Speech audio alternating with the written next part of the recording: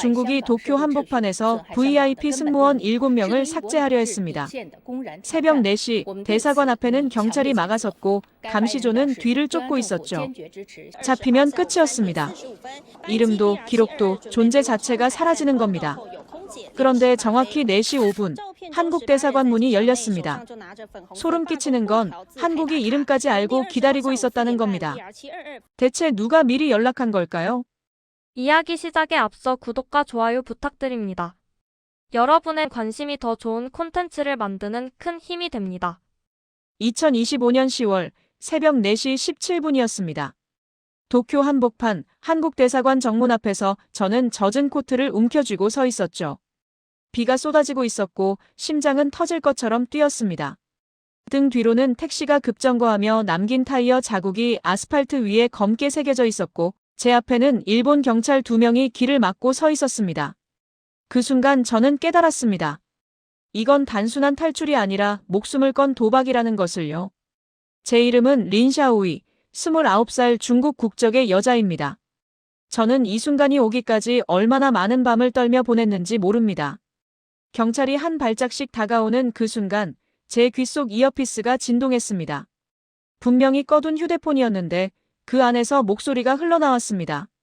멈춰, 지금 들어가면 잡힌다는 짧은 경고였죠. 전원이 꺼진 기기에서 어떻게 소리가 나올 수 있단 말입니까?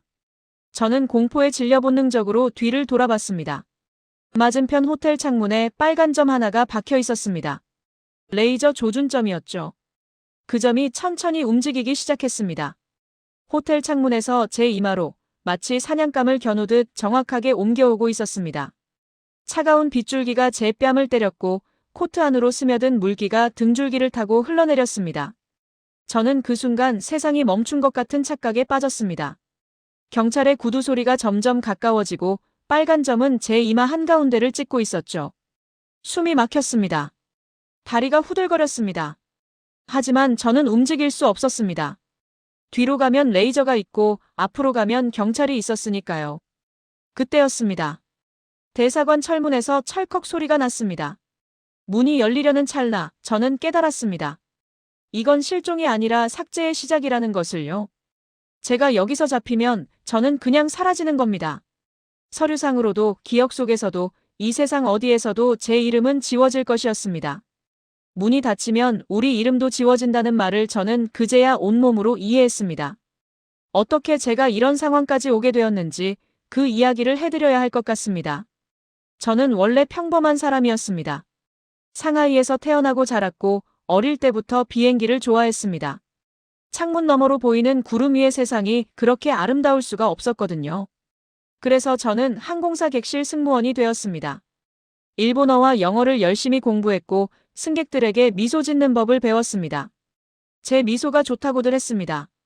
진심이 담겨 있다고요. 하지만 그 미소가 저를 지옥으로 끌어들일 줄은 상상도 못했습니다. 저는 경력을 쌓으면서 점점 더 중요한 노선을 맡게 되었습니다. 어느 날 회사에서 연락이 왔습니다. 국가급 중요 인사 전용기 서비스팀으로 차출된다는 통보였죠. 겉으로는 의전 승무원이라고 불렀습니다. 하지만 그게 전부가 아니었습니다. 제가 알지 못했던 어둠이 그 안에 숨어 있었던 겁니다. 처음에는 영광이라고 생각했습니다. 국가를 대표하는 자리에서 일한다는 자부심도 있었죠. 하지만 시간이 지나면서 저는 조금씩 이상한 것들을 느끼기 시작했습니다. 그날 새벽 대사관 앞에서 저는 과거의 모든 순간들이 스쳐 지나가는 것을 느꼈습니다. 처음 전용기에 올랐던 날의 떨림, 탑승객들의 날카로운 눈빛, 매일 밤 작성해야 했던 보고서들, 그리고 점점 옥죄어 오던 공포의 그물망까지요. 저는 그 모든 것에서 벗어나고 싶었습니다. 하지만 벗어나려면 먼저 그 안으로 들어가야 했습니다. 대사관 문 안으로요. 경찰이 거의 제 앞까지 다가왔습니다. 일본어로 뭐라고 물었지만 저는 알아들을 수 없었습니다. 아니, 알아들을 여유가 없었다고 해야 맞겠죠. 제 모든 신경은 등 뒤에 빨간 점에 집중되어 있었으니까요. 그 점이 움직이면 끝이라는 것을 저는 알고 있었습니다. 비가 더 세차게 내리기 시작했습니다.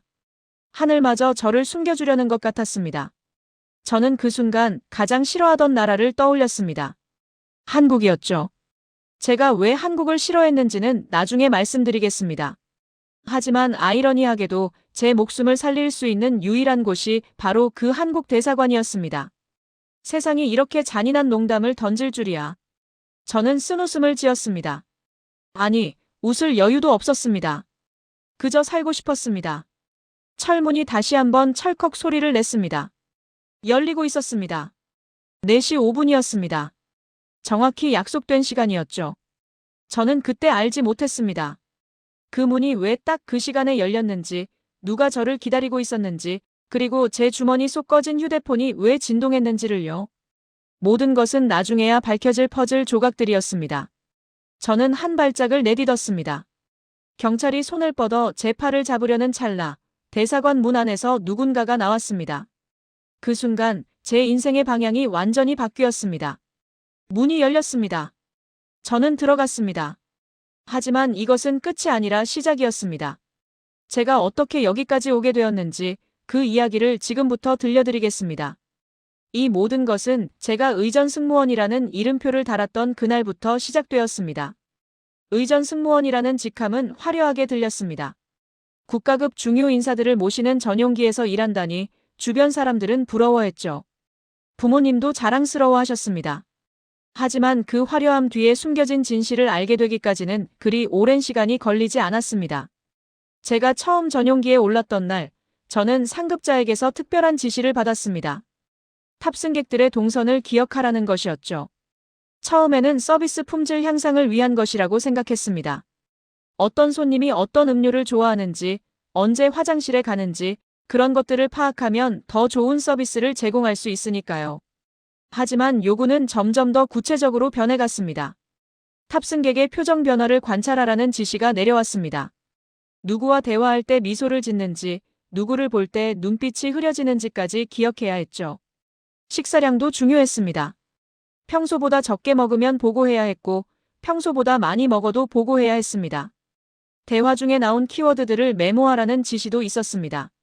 저는 점점 승무원이 아니라 감시자가 되어가고 있었습니다. 비행이 끝나면 숙소로 돌아왔습니다. 하지만 숙소에서도 저는 편히 쉴 수 없었죠. 객실 문 손잡이에 미세한 테이프가 붙어 있는지 확인해야 했습니다. 누군가 제 방에 들어왔다 나갔는지 알 수 있는 방법이었죠. 벽에 달린 콘센트의 각도가 바뀌었는지도 살펴봐야 했습니다. 침대 헤드에서 무언가가 반짝이면 그것은 도청 장치가 설치되었다는 신호일 수 있었습니다. 저는 매일 밤 방안을 샅샅이 뒤지며 잠들었습니다. 편안한 잠이라는 것은 이미 오래전에 잊어버린 사치였죠. 실수는 절대로 용납되지 않았습니다. 한 번은 제가 보고서에서 한 탑승객의 대화 내용을 빠뜨린 적이 있었습니다. 별것 아닌 실수라고 생각했죠. 하지만 다음 날 상급자가 저를 불렀습니다. 그는 미소를 지으며 말했습니다. 샤오이, 내 어머니가 요즘 건강이 좋지 않으시던데 괜찮으시냐고요. 저는 그 순간 온몸이 얼어붙는 것을 느꼈습니다. 어머니의 건강 상태를 어떻게 알고 있는 걸까요? 그것은 협박이었습니다. 실수하면 교육을 받는 것이 아니라 가족에게 불이익이 돌아간다는 무언의 경고였죠. 저는 그때부터 완벽해지려고 노력했습니다. 아니, 완벽해질 수밖에 없었습니다. 제 실수가 어머니에게, 아버지에게, 동생에게 어떤 결과를 가져올지 생각하면 잠이 오지 않았습니다. 저는 기계처럼 일했습니다. 모든 것을 기억하고 모든 것을 보고했습니다. 제 머릿속은 타인의 비밀들로 가득 찼고 제 마음은 점점 더 텅 비어갔습니다. 제가 한국을 싫어하게 된 데에는 이유가 있었습니다. 2017년 그 해는 제 가족에게 재앙과도 같았습니다. 아버지는 면세 유통 사업을 하고 계셨죠. 한국 관광객들을 상대로 하는 사업이었는데 수입이 꽤 괜찮았습니다. 하지만 그해 외교 갈등이 터지면서 모든 것이 무너졌습니다. 한국 관광객들이 뚝 끊겼고 아버지의 사업은 하루아침에 바닥으로 떨어졌습니다. 빚이 쌓였고 집을 팔아야 했고 아버지는 건강을 잃으셨습니다. 그때 조직에서 저에게 주입한 결론은 하나였습니다. 한국은 위험하고 미국의 그림자이며 절대 믿을 수 없는 나라라는 것이었죠. 저는 그것을 경험으로 믿게 되었습니다. 제 가족의 불행이 한국 때문이라고 생각했으니까요. 물론 지금 생각하면 어리석은 판단이었습니다. 하지만 고통 속에 있는 사람은 누군가를 탓하고 싶어 합니다. 저에게 그 대상이 한국이었던 겁니다. 의전 승무원으로 일하면서 저는 한국에 대한 편견을 더욱 굳혔습니다. 주변에서 한국을 깎아내리는 말들을 많이 들었습니다. 한국은 겉만 화려하고 속은 텅 빈 나라라느니, 자기들끼리 싸우느라 바쁜 나라라느니 하는 말들이었죠. 저는 그 말들을 스펀지처럼 흡수했습니다. 제 상처를 정당화해주는 말들이었으니까요. 도쿄로 출장을 가게 된 것은 2025년 10월이었습니다. 팀은 10명 정도로 구성되어 있었고, 저는 그 중에서도 중요한 역할을 맡고 있었습니다. 하지만 이번 출장은 처음부터 뭔가 달랐습니다. 공기가 무거웠고 동료들의 표정이 어두웠죠. 평소보다 감시가 심해진 것 같은 느낌도 들었습니다. 저는 불안했습니다. 무언가 잘못되어 가고 있다는 것을 본능적으로 느꼈습니다. 하지만 그것이 무엇인지는 알 수 없었죠. 아직은요. 도쿄의 밤은 화려했습니다. 네온사인이 번쩍이고 사람들은 웃고 떠들었습니다. 하지만 저에게 그 화려함은 감옥의 장식에 불과했습니다. 저는 자유롭게 거리를 걸을 수 없었고 마음대로 음식을 사 먹을 수도 없었습니다. 모든 행동이 감시당하고 있었고 모든 말이 기록되고 있었습니다. 저는 새장 속의 새였습니다. 아름다운 깃털을 가졌지만 하늘을 날 수 없는 새요. 그리고 그 새장의 문은 곧 영영 닫힐 뻔했습니다. 도쿄 이틀째 밤에 일어난 일이 모든 것을 바꿔놓았으니까요. 도쿄 일정 이틀째 아침이었습니다. 저는 호텔 식당에서 팀원들과 함께 조식을 먹고 있었죠. 미소 된장국의 짭조름한 냄새가 코끝을 스쳤고 젓가락으로 집어올린 두부가 입안에서 부드럽게 녹았습니다. 하지만 저는 음식 맛을 제대로 느낄 수 없었습니다. 식탁 맞은편에 앉은 가오루의 시선이 계속 저를 향하고 있었기 때문이죠. 가오루는 41살의 남자였습니다. 보안실에서 파견된 인물로 겉으로는 우리 팀의 안전을 책임진다고 했지만 실제로는 감시자였습니다. 언제나 미소를 띠고 있었지만 그 미소 뒤에 숨겨진 것이 무엇인지 저는 알고 있었습니다.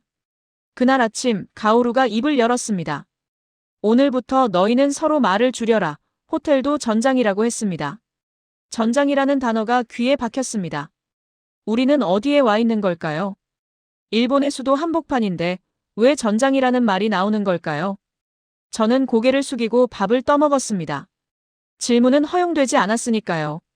질문하는 순간 의심받는 것은 저였습니다. 그날 밤이었습니다. 저는 방에서 보고서를 작성하고 있었죠. 창밖으로는 도쿄의 야경이 보였습니다. 화려한 불빛들이 마치 보석처럼 반짝이고 있었지만 저에게는 차가운 감옥의 창살로 느껴졌습니다. 그때 복도에서 소란이 들렸습니다. 누군가 울먹이는 소리였죠. 저는 문을 열고 나갔습니다. 팀 막내가 복도 한가운데 서서 떨고 있었습니다. 얼굴이 하얗게 질려 있었고 눈에서는 눈물이 흘러내리고 있었죠. 암호키가 없어졌다고 했습니다. 암호키라는 것은 일반인들에게는 생소한 물건일 겁니다. 휴대폰 같은 게 아니었습니다. 지도자급 인사들의 동선 보고에 사용되는 일회용 보안 토큰이었죠. 이것이 없어졌다는 것은 단순한 분실이 아니었습니다. 누군가 빼돌렸거나 아니면 외부로 유출되었다는 뜻이었습니다. 이것은 곧 숙청의 기준이 된다는 것을 저는 알고 있었습니다. 조사가 시작되었습니다. 가오루가 직접 나섰죠. 그의 얼굴에는 여전히 미소가 걸려 있었지만 눈빛은 얼음장처럼 차가웠습니다. 우리는 3시간 동안 복도에 줄을 서서 신문을 받았습니다. 한 명씩 불려가서 동선을 설명해야 했고 소지품을 모두 꺼내놓아야 했습니다. 지난 이틀간 누구와 무슨 대화를 나눴는지도 기억해내야 했죠. 저는 머릿속으로 필사적으로 기억을 더듬었습니다. 혹시 제가 뭔가 실수한 것은 아닐까, 혹시 누군가가 저에게 누명을 씌우려는 것은 아닐까 하는 공포가 밀려왔습니다. 더 끔찍한 것은 그 다음이었습니다. 가오루는 우리에게 서로의 가방을 검사하라고 지시했습니다. 내 가방을 동료가 뒤지고 동료의 가방을 제가 뒤지는 겁니다. 저는 장난의 가방을 검사해야 했습니다. 장난은 26살의 동료 승무원이었죠. 평소에는 조용하고 착한 사람이었습니다. 저는 장난의 가방을 열면서 손이 떨렸습니다. 마치 친구의 일기장을 몰래 훔쳐보는 것 같은 기분이었습니다. 우리는 서로를 믿지 못하게 되었습니다. 그것이 가오루가 원하는 바였겠죠. 불신은 통제의 가장 효과적인 도구니까요. 조사가 끝난 후 가오루가 모두에게 말했습니다. 지금 신고하면 너만 산다고요. 그 말이 공기 중에 무겁게 내려앉았습니다. 누군가가 밀고 하면 보상을 받고 나머지는 처벌받는다는 뜻이었습니다. 저는 주변을 둘러봤습니다. 동료들의 눈빛이 달라져 있었습니다. 어제까지 함께 웃고 떠들던 사람들이 이제는 잠재적인 적이 되어버렸습니다. 저도 마찬가지였겠죠. 저 역시 누군가에게는 의심의 대상이었을 테니까요. 그날 새벽, 저는 잠들 수 없었습니다. 창문 커튼 사이로 희미한 빛이 새어 들어왔죠. 처음에는 가로등 불빛이라고 생각했습니다. 하지만 빛이 움직이기 시작했습니다. 빨간 점이었습니다. 레이저 조준점이 커튼 위에서 춤추고 있었습니다. 저는 숨을 멈췄습니다. 점이 천천히 이동했습니다. 커튼에서 거울로, 거울에서 침대로, 그리고 마침내 제 여행 가방 손잡이 위에 멈췄습니다. 저는 그 순간 깨달았습니다. 표식은 사람을 먼저 고르지 않는다는 것을요. 제거할 물건부터 고릅니다. 그리고 그 물건의 주인이 다음 차례가 되는 거죠. 저는 이불 속에서 몸을 웅크렸습니다. 심장이 미친 듯이 뛰었고 식은땀이 온몸을 적셨습니다. 빨간 점은 얼마나 오래 머물러 있었을까요? 시간 감각이 사라졌습니다. 1시간 같기도 하고 단 몇 분 같기도 했습니다. 어느 순간 점이 사라졌습니다. 저는 그제야 숨을 내쉬었습니다.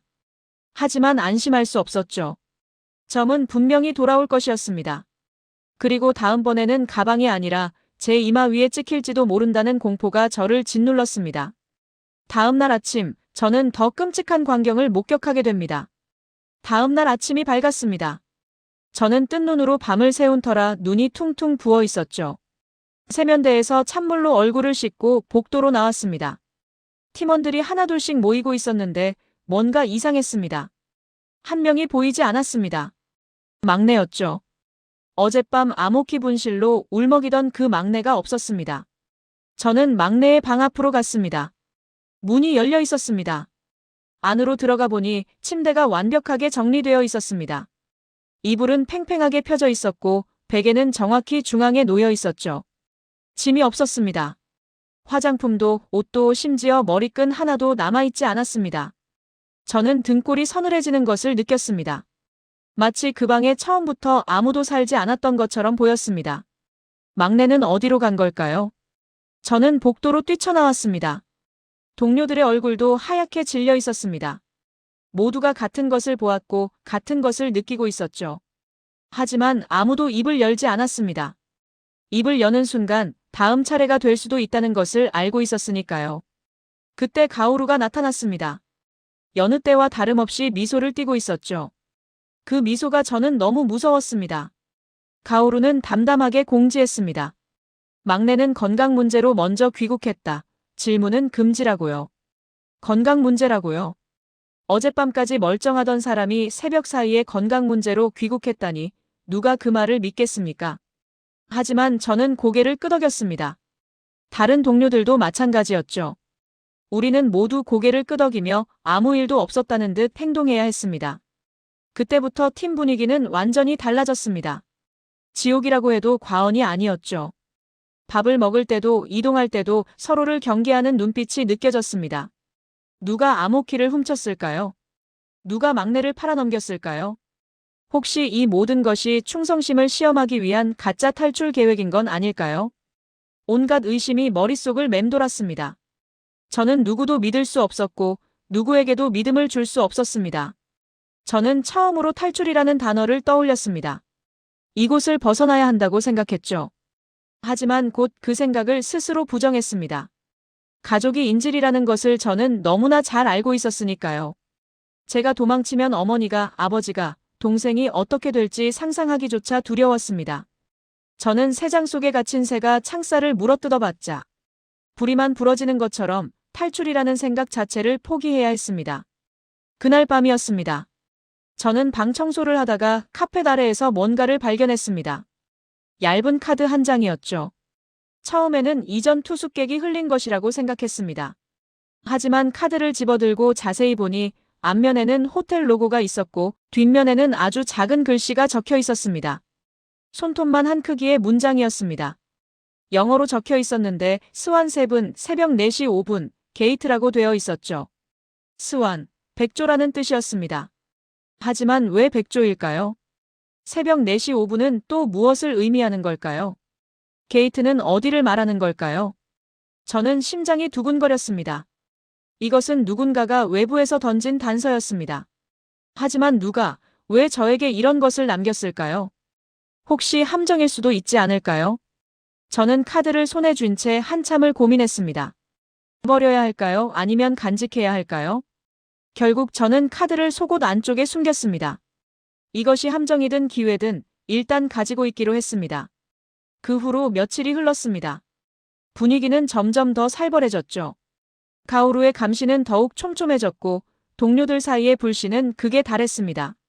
누군가가 화장실에 오래 있으면 의심받았고 누군가가 혼자 산책을 나가면 추궁당했습니다. 저도 마찬가지였습니다. 저는 최대한 눈에 띄지 않으려고 노력했지만 그것조차 의심의 대상이 되었습니다. 왜 너무 조용하냐고, 뭘 숨기고 있냐고 묻는 시선들이 저를 짓눌렀습니다. 어느 날 밤 저는 결심했습니다. 혼자서는 안 되겠다는 것을요. 누군가와 손을 잡아야 했습니다. 하지만 누구를 믿어야 할까요? 저는 주변을 둘러봤습니다. 그리고 한 사람이 눈에 들어왔습니다. 장난이었죠. 평소에 조용하고 착한 척만 하던 동료였습니다. 하지만 저는 장난의 눈빛에서 뭔가 다른 것을 느꼈습니다. 두려움 속에서도 포기하지 않는 빛 같은 것이었죠. 저는 장난에게 다가가기로 했습니다. 물론 위험한 도박이었습니다. 장난이 저를 밀고 할 수도 있으니까요. 하지만 저는 이대로 가만히 앉아서 죽음을 기다릴 수는 없었습니다. 저는 장난에게 쪽지를 건넸습니다. 오늘 밤 자정 비상계단에서 만나자고 적은 쪽지였죠. 장난은 쪽지를 받고 저를 한번 쳐다봤습니다. 아무 표정도 없었습니다. 고개를 끄덕이지도 눈짓을 보내지도 않았죠. 저는 불안했습니다. 장난이 올까요? 아니면 가오루에게 달려가서 저를 신고할까요? 저는 그날 밤 자정을 기다리며 수천 가지 시나리오를 머릿속에 그렸습니다. 대부분은 끔찍한 결말이었죠. 하지만 저는 가기로 했습니다. 죽으나 사나 똑같다면 차라리 움직이는 쪽을 택하겠다고 생각했습니다. 자정이 되었습니다. 저는 조심스럽게 방문을 열고 복도로 나왔습니다. 호텔 복도는 텅 비어 있었고 비상등만이 희미하게 빛나고 있었죠. 저는 발소리를 죽이며 비상계단으로 향했습니다. 계단문을 열고 안으로 들어가니 장난이 서 있었습니다. 저는 안도의 한숨을 내쉬었습니다. 장난이 왔다는 것은 적어도 저를 신고하지는 않았다는 뜻이었으니까요. 우리는 서로를 바라보며 잠시 침묵했습니다. 그리고 장난이 먼저 입을 열었습니다. 장난은 제가 예상하지 못한 것을 꺼냈습니다. 노트북이 아니라 메모리 칩이었죠. 립스틱 케이스 안에서 꺼낸 작은 칩이었습니다. 그 칩에 담긴 영상이 모든 것을 바꿔놓았습니다. 장난이 꺼낸 메모리 칩을 저는 한참 동안 바라봤습니다. 작고 얇은 금속 조각이었지만 그 안에 담긴 것은 무거웠습니다. 장난이 휴대폰에 칩을 꽂았죠. 화면에 영상이 떠올랐습니다. 호텔 복도처럼 보이는 폐쇄회로 화면이었는데 화면 한쪽에 한국어 자막이 박혀 있었습니다. 당신들, 이미 감시 대상입니다. 살아나가려면 문이 열릴 때만 뛰세요라고 적혀 있었죠. 저는 심장이 멎는 것 같았습니다. 한국어라니요. 한국이 우리를 지켜보고 있었단 말입니까? 저는 분노가 치밀어 올랐습니다. 한국이 우리를 이용하려는 것 아니냐고 소리쳤죠. 우리 사정도 모르는 나라가 왜 끼어드느냐고요. 제 안에 쌓여있던 한국에 대한 증오가 한꺼번에 터져나왔습니다. 아버지의 사업이 망했던 그 해의 기억이 떠올랐고 집을 잃고 떠돌던 시절의 서러움이 밀려왔습니다. 저는 한국을 믿을 수 없었습니다. 아니, 믿고 싶지 않았습니다. 장난이 저를 조용히 바라봤습니다. 그리고 담담하게 말했죠. 샤오이, 너 한국 싫어하잖아. 그래서 내가 믿기 어렵겠지. 근데 싫어해도 살고 싶잖아라고요. 그 말이 제 가슴을 찔렀습니다. 장난은 계속했습니다. 중국 쪽은 돌아가면 끝이야. 일본 경찰은 절차가 너무 길어. 한국 대사관은 문만 열리면 즉시 보호가 가능하다고요. 장난은 감정으로 말하지 않았습니다. 확률로 말했죠. 차갑고 정확한 계산이었습니다. 저는 입술을 깨물었습니다. 장난의 말이 맞다는 것을 알고 있었습니다. 중국으로 돌아가면 우리는 끝이었죠. 막내처럼 어느 날 갑자기 사라져버릴 겁니다. 건강 문제라는 한마디와 함께요. 일본 경찰에 도움을 요청하면 어떨까요? 일본은 법치국가이니 절차를 밟아줄 겁니다. 하지만 절차를 밟는 동안 우리가 살아남을 수 있을까요? 조직의 손은 그보다 빠를 것이었습니다. 한국 대사관이 유일한 선택지라는 것을 저도 인정해야 했습니다. 하지만 감정이 논리를 따라가지 못했습니다. 저는 한국을 깔봤습니다. 제 인생이 무너진 이유를 한국 탓으로 돌리면 덜 아팠으니까요. 그 탓이 이제 저를 막고 있었습니다. 저는 장난에게 물었습니다. 왜 하필 한국이냐고요? 장난은 대답했습니다. 한국은 사람을 빼내는 속도가 제일 빠르다고요. 다른 나라들은 서류를 검토하고 회의를 열고 결정을 내리는데 시간이 걸리지만 한국은 일단 문 안에 들어오면 보호한다는 거였죠. 물어보고 따지는 건 그 다음이라고요. 저는 장난의 말을 곱씹었습니다. 정말 그럴까요? 한국이 정말 우리 같은 사람들을 보호해 줄까요? 저는 의심스러웠습니다. 하지만 다른 선택지가 없었습니다. 죽거나 믿거나 둘 중 하나였죠. 저는 결국 고개를 끄덕였습니다. 알겠어, 한국으로 가자고요. 그 말을 하는 순간 제 입에서 쓴맛이 났습니다. 가장 싫어하던 나라에 목숨을 맡겨야 한다니 이런 모순이 어디 있겠습니까? 비상계단에서 우리는 다른 동료 2명과도 연락을 취했습니다. 모두 합쳐 4명이었죠. 탈출 계획을 세웠습니다. 날짜는 사흘 뒤, 시간은 새벽 4시였습니다. 이유는 간단했습니다. 그 시간이면 감시가 가장 느슨해지고 거리에 출근 인파가 나타나기 시작해서 섞여들기 쉬울 테니까요. 장소는 물론 한국 대사관이었습니다. 저는 며칠 전에 발견한 카드를 꺼냈습니다. 스완세븐 새벽 4시 5분 게이트라는 문장을요. 장난은 그것을 보고 고개를 끄덕였습니다. 이건 코드야. 누군가가 우리를 기다리고 있다는 뜻이라고요. 사흘이 지났습니다. 그 사이에도 가오루의 감시는 계속되었죠. 저는 평소보다 더 충실하게 업무를 수행했습니다. 의심받지 않기 위해서였습니다. 가오루의 눈을 피해 장난과 눈짓을 교환했고 탈출 물품을 조금씩 준비했습니다. 여권, 현금, 갈아입을 옷, 그리고 그 카드요. 저는 모든 것을 여행 가방에 넣었습니다. 빨간 점이 찍혔던 바로 그 가방이었죠. 탈출 전날 밤, 가오루가 냄새를 맡기 시작했습니다. 팀원들의 휴대폰을 다시 검사하라는 지시가 떨어졌죠. 저는 가슴이 철렁했습니다. 혹시 발각된 걸까요? 검사 과정에서 가오루가 저에게 다가왔습니다. 그리고 모두 앞에서 저를 모욕했죠. 너 같은 애가 중요 인사 의전팀에 있다는 게 웃기다. 한국 드라마나 보던 애가라고요. 저는 얼굴이 화끈거렸습니다. 분노와 수치심이 뒤섞여 눈물이 날 것 같았죠. 하지만 저는 참았습니다. 여기서 감정을 드러내면 끝이라는 것을 알고 있었으니까요. 그날 밤, 저는 방에서 혼자 울었습니다. 소리 없이 베개에 얼굴을 묻고 울었죠. 왜 이렇게 되었을까요? 저는 그저 평범하게 살고 싶었을 뿐인데요. 비행기를 좋아해서 승무원이 되었고 사람들에게 미소 짓는 것이 즐거웠는데요. 어쩌다 이런 지옥에 빠진 걸까요? 저는 눈물을 닦고 결심했습니다. 내가 한국을 싫어해도 살아야 한다. 살아남아서 복수하겠다고요. 그때의 복수가 무엇인지는 몰랐습니다. 그냥 살아남는 것 자체가 복수라고 생각했죠. 새벽이 밝아왔습니다. 탈출의 날이었습니다. 저는 조용히 방문을 열고 복도로 나왔습니다. 장난과 다른 동료들이 기다리고 있었죠. 우리는 말없이 눈짓만 교환했습니다. 그리고 호텔을 빠져나왔습니다. 밖에는 비가 내리고 있었습니다. 차가운 빗방울이 제 뺨을 때렸지만 저는 개의치 않았습니다. 저는 지금 살기 위해 뛰고 있었으니까요. 우리는 출근 인파에 섞여 걸었습니다.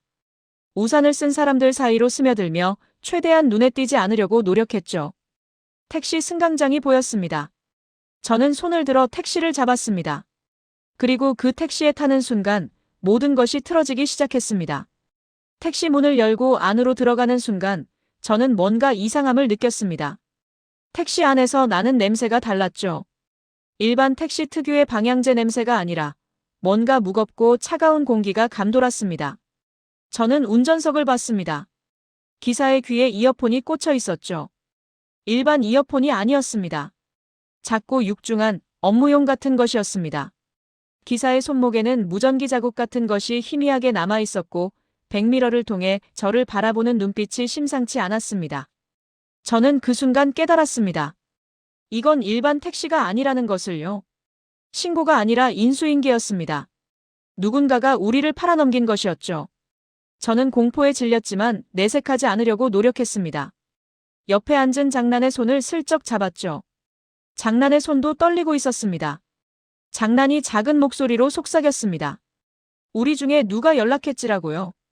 저는 그 질문을 가장 듣기 싫었습니다. 서로를 의심하는 순간 우리는 무너지니까요.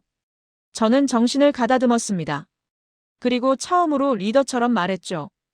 지금은 인간을 믿지 말고 시간을 믿어. 새벽 4시 5분 게이트라고요. 그것이 우리의 유일한 희망이었습니다. 누가 배신했든 누가 밀고 했든 정해진 시간에 정해진 장소로 가는 것만이 살 길이었습니다. 저는 기사에게 말했습니다. 한국 대사관으로 가달라고요. 기사는 아무 말 없이 고개를 끄덕였습니다. 그 침묵이 더 무서웠죠. 택시가 도쿄의 새벽거리를 달렸습니다. 비가 점점 세차게 내리기 시작했고 와이퍼가 바쁘게 움직였습니다. 저는 창밖을 바라봤습니다. 네온 사인이 빗물에 번져 흐릿하게 보였죠. 마치 수채화처럼요. 아름다웠지만 저에게는 지옥의 풍경이었습니다. 한 블록, 두 블록, 대사관이 가까워질수록 심장이 더 빠르게 뛰었습니다. 마침내 택시가 멈췄습니다. 한국 대사관 앞이었죠. 저는 문을 열고 밖으로 나왔습니다. 비가 쏟아지고 있었고 제 코트는 순식간에 젖어버렸습니다. 대사관 정문 앞에 일본 경찰 2명이 서 있었습니다. 그들이 저를 향해 걸어오기 시작했죠. 저는 뒤를 돌아봤습니다. 맞은편 호텔 창문에 빨간 점이 박혀 있었습니다. 그 점이 천천히 움직여 제 이마로 옮겨오고 있었죠. 그 순간 제 귀 속 이어피스가 진동했습니다. 분명히 꺼둔 휴대폰이었는데요. 멈춰, 지금 들어가면 잡힌다는 목소리가 들렸습니다. 전원이 꺼진 기기에서 어떻게 소리가 나올 수 있을까요? 저는 그때 이해하지 못했습니다. 하지만 나중에 알게 되었죠. 그것은 휴대폰이 아니라 누군가 미리 심어둔 근거리 호출 장치였다는 것을요. 대사관 쪽 수신기와 맞물릴 때만 울리도록 설계된 출입 신호였습니다. 경찰이 제 앞까지 다가왔습니다. 일본어로 뭐라고 물었지만 저는 알아들을 수 없었습니다. 아니, 알아들을 여유가 없었죠. 제 온 신경은 빨간 점에 집중되어 있었으니까요. 그때였습니다. 대사관 철문에서 철컥 소리가 났습니다. 새벽 4시 5분이었죠. 정확히 약속된 시간이었습니다. 문이 열리고 있었습니다. 문 안에서 남자 한 명이 나왔습니다. 양복을 입고 있었고 우산을 들고 있었죠. 그 남자가 저를 향해 걸어왔습니다. 그리고 말했습니다. 린샤오이 씨 맞죠? 우리는 기다리고 있었습니다. 라고요. 저는 믿을 수 없었습니다. 왜 제 이름을 알고 있는 걸까요? 제가 온다는 것을 어떻게 알았을까요? 하지만 질문할 시간이 없었습니다. 남자가 경찰에게 말했죠. 외교 공무입니다. 이쪽은 관할 밖이라고요. 경찰들이 멈칫했습니다. 저는 그 틈을 타서 대사관 문 안으로 뛰어들었습니다. 장난과 다른 동료들도 뒤따라왔죠. 문이 닫혔습니다. 철컥 소리와 함께요. 저는 그제야 숨을 내쉬었습니다. 살았다는 실감이 천천히 밀려왔습니다. 하지만 기쁨보다는 혼란이 더 컸죠. 어떻게 된 일일까요? 왜 한국 대사관은 우리를 기다리고 있었을까요? 누가 우리가 온다는 것을 알려준 걸까요? 저는 비에 젖은 채로 대사관 로비에 서 있었습니다. 물이 뚝뚝 떨어지고 있었고 코트에서 축축한 냄새가 났죠. 하지만 저는 그 순간 처음으로 따뜻함을 느꼈습니다. 대사관 안의 공기가 달랐습니다. 밖에 차갑고 무거운 공기가 아니라 부드럽고 안전한 온기가 감돌았죠. 직원이 담요를 가져다 주었습니다. 따뜻한 음료도요. 저는 담요를 어깨에 두르며 처음으로 눈물을 흘렸습니다. 공포와 안도가 뒤섞인 눈물이었죠. 그날 밤 저는 대사관 안에서 잠을 잤습니다. 아니, 잠이 들었다기보다는 기절했다고 해야 맞겠죠. 며칠간 뜬 눈으로 밤을 샜으니까요. 깨어났을 때 창밖으로 아침 햇살이 들어오고 있었습니다. 비가 그친 모양이었죠. 저는 창문을 바라봤습니다. 그리고 처음으로 깨달았습니다. 이건 단순한 탈출이 아니라 새로운 시작이라는 것을요. 하지만 아직 끝난 게 아니었습니다. 저는 한국에 가야 했고 그곳에서 새로운 삶을 시작해야 했습니다. 가장 싫어하던 나라에서요. 그 아이러니가 저를 웃게 만들었습니다. 쓴웃음이었지만요. 대사관 문이 정확히 새벽 4시 5분에 열렸습니다. 저는 그때 문이 왜 딱 그 시간에 열렸는지 이해하지 못했죠. 하지만 나중에 알게 되었습니다. 그것이 스완7이라는 코드의 의미였다는 것을요. 도쿄에서 한국 대사관으로 이어지는 7번째 안전 루트의 시간이었습니다. 누군가가 그 루트를 만들어 놓았고 누군가가 저를 그 루트로 인도한 것이었죠. 대사관 안에서 나온 남자가 말했습니다. 린샤오이 씨 맞죠? 우리는 기다리고 있었습니다. 라고요. 저는 믿을 수 없어서 물었습니다. 왜 제 이름을 알고 있는 거냐고요. 남자는 대답하지 않았습니다. 대신 경찰에게 단호하게 말했죠. 외교 공무입니다. 이쪽은 관할 밖이라고요. 그 순간 저는 처음으로 한국을 다르게 봤습니다. 한국은 감정으로 움직이지 않는다. 절차와 속도로 움직인다는 것을요. 며칠 후 저는 한국으로 왔습니다. 인천공항에 도착했을 때 저는 비행기 창문 밖을 바라봤습니다. 한국 땅이 보였죠. 가장 싫어하던 나라의 땅이었지만 그 순간만큼은 감사함이 먼저 밀려왔습니다. 공항은 사람들로 북적였습니다. 나중에 알게 되었는데 인천공항은 2024년에 국제선 이용객이 7천만 명을 넘어선 세계 상위권 공항이었다고 합니다. 전년 대비 26% 이상 증가한 수치였죠. 그 숫자가 무엇을 의미하는지 저는 처음에 몰랐습니다. 하지만 곧 깨달았죠. 그것은 사람들이 이 나라로 오고 싶어 한다는 뜻이었습니다. 그리고 이 나라가 사람들을 받아들일 준비가 되어 있다는 뜻이기도 했고요. 한국에서 저는 보호시설에 머물렀습니다. 처음에는 불안했습니다. 또 다른 감옥은 아닐까 하는 두려움이 있었죠.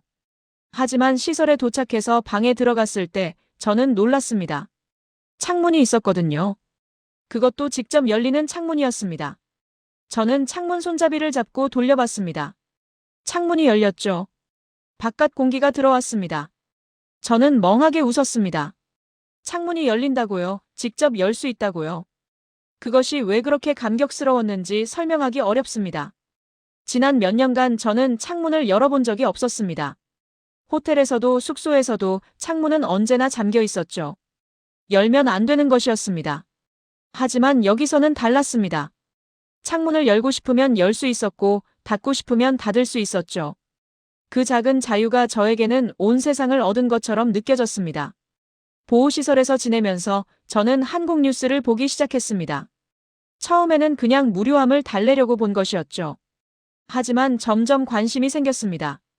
한국이라는 나라가 어떤 곳인지 알고 싶어졌으니까요. 뉴스에서 여러 가지 숫자들이 나왔습니다. 그중 하나가 기억에 남습니다. 한국은 전국에 약 1960만 대의 감시 카메라가 설치된 나라라는 통계였죠. 2022년 기준이었습니다. 저는 처음에 소름이 끼쳤습니다. 감시 카메라라니요. 제가 그토록 두려워하던 감시가 이 나라에도 있단 말입니까? 하지만 뉴스를 더 보면서 깨달았습니다. 한국의 카메라는 사람을 잡기 위한 것만이 아니었습니다. 사람을 살리기 위한 증거로도 쓰인다는 것을요. 실종자를 찾고 범죄자를 잡고 억울한 사람을 구하는데 카메라가 사용되고 있었습니다. 제 관점이 처음으로 흔들렸습니다. 감시가 많으면 지옥이 되는 줄 알았는데 여기서는 나를 지키는 쪽으로도 쓰인다는 것을요. 같은 도구라도 어떻게 쓰느냐에 따라 완전히 다른 결과가 나온다는 것을 저는 그때 처음 이해했습니다. 보호시설의 직원들은 친절했습니다. 저를 신문하거나 추궁하지 않았죠. 물론 질문은 있었습니다. 어떻게 왔는지, 왜 왔는지, 누구와 함께 왔는지 물었습니다. 하지만 그것은 저를 의심해서가 아니라 도움을 주기 위해서였습니다. 저는 처음에 경계했지만 점점 마음을 열게 되었죠. 이 사람들은 저를 해치려는 게 아니라 살리려고 한다는 것을 느꼈으니까요. 어느 날 시설 담당자가 저에게 물었습니다. 앞으로 어떻게 하고 싶으냐고요. 저는 대답할 수 없었습니다. 앞으로라니요. 저는 그동안 앞으로를 생각해 본 적이 없었습니다. 내일 살아남는 것, 그것이 제 전부였죠. 일주일 후, 한 달 후, 1년 후를 생각하는 것은 사치였습니다. 하지만 이제는 달랐습니다. 저는 앞으로를 생각할 수 있었습니다. 그 질문 자체가 저에게는 선물이었죠. 저는 시간을 두고 천천히 답을 찾기로 했습니다. 그리고 한국이라는 나라를 더 알아가기로 했죠. 제가 그토록 싫어하던 나라 하지만 제 목숨을 살려준 나라를요. 저는 뉴스에서 탈북민에 관한 소식도 접했습니다. 2024년에 남한에 입국한 탈북민이 236명이었고 누적으로는 3만 4천 명이 넘었다는 통계였죠. 그 숫자들이 저에게는 단순한 숫자가 아니었습니다. 사람이 사람으로 다시 시작한 기록이었습니다. 저는 그때 깨달았습니다. 저만 이런 경험을 한 게 아니라는 것을요. 수많은 사람들이 목숨을 걸고 이 나라로 왔고 이 나라는 그들을 받아주었습니다. 그 사실이 저를 위로했습니다. 저는 혼자가 아니었습니다. 한국에서 조사가 진행되면서 모든 진실이 드러나기 시작했습니다. 먼저 빨간 점, 그 레이저의 정체가 밝혀졌죠. 저는 그것이 제거 표식이라고만 생각했습니다. 저를 죽이려는 누군가의 조준점이라고요. 하지만 사실은 더 복잡했습니다. 그 빨간 점은 두 가지 의미를 가지고 있었죠. 하나는 제거 표식이 맞았습니다. 조직에서 저를 감시하고 있다는 경고였죠. 하지만 동시에 외부 협력자가 보낸 시간 확인 신호이기도 했습니다. 레이저가 제 여행 가방 손잡이로 갔던 이유도 밝혀졌습니다. 그 가방을 들고 나와야만 신원 확인이 된다는 암호였던 거죠. 누군가가 저를 구하려고 미리 약속을 정해놓은 것이었습니다. 가방이 표식이었고 그 표식을 들고 나온 사람이 보호 대상이었던 겁니다. 스완7이라는 코드의 의미도 알게 되었습니다. 저는 그것이 백조의 비상 같은 낭만적인 뜻인 줄 알았습니다. 하지만 전혀 달랐죠. 도쿄에서 한국 대사관으로 이어지는 7번째 안전 루트의 코드명이었습니다. 그 루트는 오랜 시간에 걸쳐 만들어진 것이었고 저같이 위험에 처한 사람들을 구하기 위해 사용되어 왔던 거죠. 제 휴대폰에서 나왔던 그 진동, 전원이 꺼졌는데도 울렸던 그 진동의 비밀도 풀렸습니다. 그것은 휴대폰의 기능이 아니었습니다. 장난이 제 휴대폰 안에 미리 심어둔 근거리 호출 장치였죠. 대사관 쪽 수신기와 맞물릴 때만 울리도록 설계된 출입 신호였습니다. 장난은 처음부터 모든 것을 계획하고 있었던 거죠. 가장 큰 반전은 가오루에 관한 것이었습니다. 저는 가오루가 끝까지 조직에 충성하는 감시자인 줄 알았습니다. 하지만 사실은 달랐죠. 가오루는 내부에서 돈을 받고 사람을 정리해온 브로커였습니다. 막내를 지운 것도 가오루였고 저를 지우려 했던 것도 가오루였습니다. 탈출 당일 저희가 탄 택시도 가오루가 부른 것이었죠. 처음부터 끝까지 가오루는 양쪽에서 이익을 챙기고 있었던 겁니다. 저는 한국 담당자에게 물었습니다. 그럼 한국 직원은 어떻게 우리를 기다릴 수 있었느냐고요. 답은 단순했습니다. 누군가가 먼저 연락했기 때문이라고요. 그 누군가는 바로 장난이었습니다. 장난은 사실 몇 년 전부터 해외에서 사라진 사람들을 기록해온 인물이었죠. 자신도 언젠가 피해자가 될 것을 알고 있었고 그래서 탈출 루트를 미리 파악해 두었던 겁니다. 장난이 한국을 선택한 이유는 믿음 때문이 아니었습니다. 확률 때문이었죠. 가장 빨리 사람을 보호할 수 있는 시스템을 선택한 것이었습니다. 장난은 감정이 아니라 계산으로 움직였고 그 계산이 저희를 살렸습니다. 저는 장난에게 고마웠습니다. 동시에 부끄러웠죠. 저는 한국을 그토록 싫어하면서도 한국 덕분에 살았으니까요. 한국에서 적응하는 과정은 쉽지 않았습니다. 언어도 낯설었고 문화도 달랐죠. 하지만 저는 포기하지 않았습니다. 서비스 교육기관에서 일하게 되었고 천천히 새로운 삶을 쌓아갔습니다. 제가 가진 유일한 기술은 미소 짓는 것이었으니까요. 진심을 담은 미소를요. 시간이 흘렀습니다. 2027년이 되었죠. 저는 그 교육기관에서 강사가 되어 있었습니다. 어느 날 저는 수강생들 앞에서 강의를 했습니다. 진짜 미소는 사람을 살린다는 주제였죠. 저는 제 이야기를 조금 들려주었습니다. 물론 모든 것을 말하지는 않았습니다. 하지만 핵심은 전했죠. 미소는 단순한 표정이 아니라 연결이라고요. 사람과 사람을 잇는 다리라고요. 강의를 마치며 저는 이렇게 말했습니다. 국격은 자랑이 아니라 사람을 살리는 속도에서 보인다고요. 그것이 제가 한국에서 배운 것이었습니다. 한국은 제 탓을 묻지 않았습니다. 왜 왔느냐, 뭘 잘못했느냐 추궁하지 않았죠. 그냥 살렸습니다. 일단 문 안에 들어온 사람을 보호하고 질문은 나중에 했습니다. 그것이 한국의 방식이었고 그것이 저를 변하게 만들었습니다. 저는 이제 한국을 싫어하지 않습니다. 제 인생이 무너진 이유를 한국 탓으로 돌렸던 과거의 저를 부끄럽게 생각합니다. 누군가를 탓하면 덜 아프니까요. 하지만 그건 비겁한 거였습니다. 한국은 제 불행의 원인이 아니었습니다. 오히려 제 생명의 은인이었죠. 창문이 열리는 방, 물어보지 않고도 보호해주는 시스템, 사람을 빼내는 속도를 국력으로 삼는 나라. 그것이 제가 경험한 한국이었습니다. 저는 이제 이 나라에서 살고 있습니다. 가장 싫어하던 나라에서 가장 감사한 나라가 된 곳에서요. 제 이야기는 여기서 끝입니다. 문이 닫히면 이름도 지워진다는 말로 시작했죠. 하지만 저는 지워지지 않았습니다. 문이 열렸고 저는 살아남았습니다. 그리고 새로운 이름을 얻었죠. 린샤오이라는 이름 위에 한국에서 다시 태어난 사람이라는 의미가 덧붙여졌습니다. 이것이 제 이야기입니다. 긴 이야기 들어주셔서 감사합니다.